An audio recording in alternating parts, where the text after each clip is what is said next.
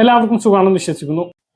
ഈ മാസം നടന്ന തദ്ദേശ സ്ഥാപന തെരഞ്ഞെടുപ്പിൽ സർക്കാരിനേറ്റ കനത്ത തിരിച്ചടി മറികടന്ന് മൂന്നാം പിണറായി സർക്കാർ അധികാരത്തിൽ വരുന്നതിന് വേണ്ടി LDF കേരള യാത്രക്ക് ഒരുങ്ങുകയാണ്. കേന്ദ്ര സർക്കാരിന്റെ ജനദ്രോഹ നയങ്ങൾക്കെതിരെ 12 മുതൽ സമരം ആരംഭിക്കും. 15 മുതൽ 22 വരെ വീടുകൾ കയറി നേതാക്കൾ ജനങ്ങളെ സർക്കാരിന്റെ നേട്ടങ്ങളെ കുറിച്ച് വിശദീകരിക്കും. ഇതിന് മുന്നോടിയായി തന്നെ സംസ്ഥാനത്ത് പുതുതായി ആരംഭിച്ച സ്ത്രീ സുരക്ഷാ പെൻഷൻ 1000 രൂപ ലഭിക്കാൻ സാധ്യതയുണ്ട്. ജനുവരി മാസത്തെ പെൻഷനും നേരത്തെ നൽകിയേക്കാം.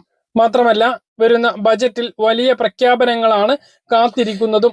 മുഖ്യമന്ത്രിയും മന്ത്രിമാരും MLA-മാരും ഒന്നടങ്കം സമരത്തിന് ഇറങ്ങുകയാണ്. അമിത ആത്മവിശ്വാസവും സംഘടനാ ദൗർബല്യങ്ങളും പ്രാദേശിക വീഴ്ചകളും തെരഞ്ഞെടുപ്പ് തോൽവിയിലേക്ക് നയിച്ചു എന്ന വിലയിരുത്തലിന് പിന്നാലെയാണ് ഇത് പരിഹരിക്കാൻ വലിയ സമരപരിപാടികളും മറ്റും ആസൂത്രണം ചെയ്തിരിക്കുന്നത്.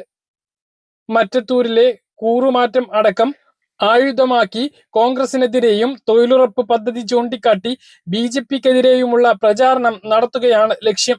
ജനുവരി 15 മുതൽ 22 വരെ കേരളത്തിലെ എല്ലാ വീടുകളും സന്ദർശനം നടത്തി പാർട്ടിക്കുണ്ടായ പരാജയം ഉൾപ്പെടെയുള്ള കാര്യങ്ങൾ അവതരിപ്പിച്ച് തുറന്ന സംവാദത്തിന് തയ്യാറാകും.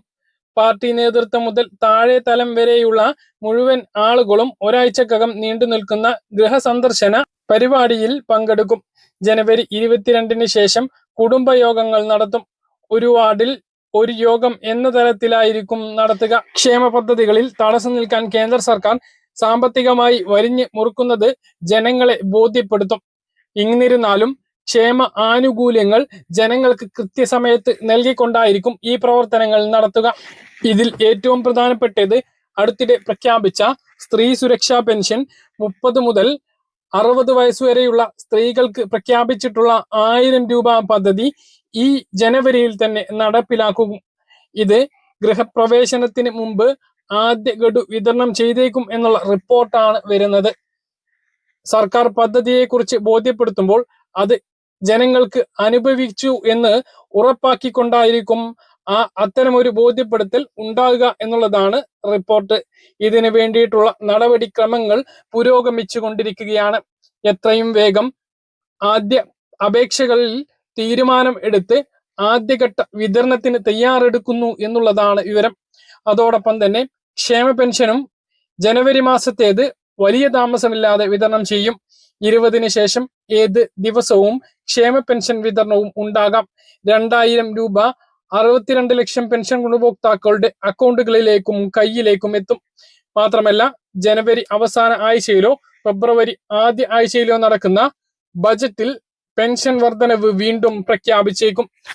സർക്കാർ തെരഞ്ഞെടുപ്പ് വാഗ്ദാനമായി പറഞ്ഞ 2500-ലേക്ക് എത്തിക്കാൻ 400 രൂപയുടെ വർധനവാണ് നിയമസഭാ ഇലക്ഷന് മുന്നോടിയായിട്ടുള്ള ബജറ്റിൽ കരുതിയിരിക്കുന്നത് എന്നുള്ളതാണ് ഇപ്പോൾ വിവരം. ഇതിന്റെ നടപടിക്രമങ്ങളും ആരംഭിച്ചിട്ടുണ്ട് എന്നാണ് വിവരം.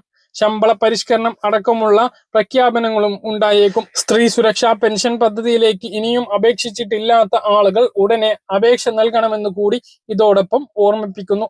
കാര്യങ്ങൾ കൃത്യമായിട്ട് മനസ്സിലാണെന്ന് കരുതുന്നു. ഇതുപോലെ ഇൻഫർമേഷൻ ലഭിക്കാൻ ചാനൽ സബ്സ്ക്രൈബ് ചെയ്യുക, ബെൽ ഐക്കൺ എനേബിൾ ചെയ്ത് വെക്കുക. മറ്റൊരു വീഡിയോയുമായി നമുക്ക് കാണാം.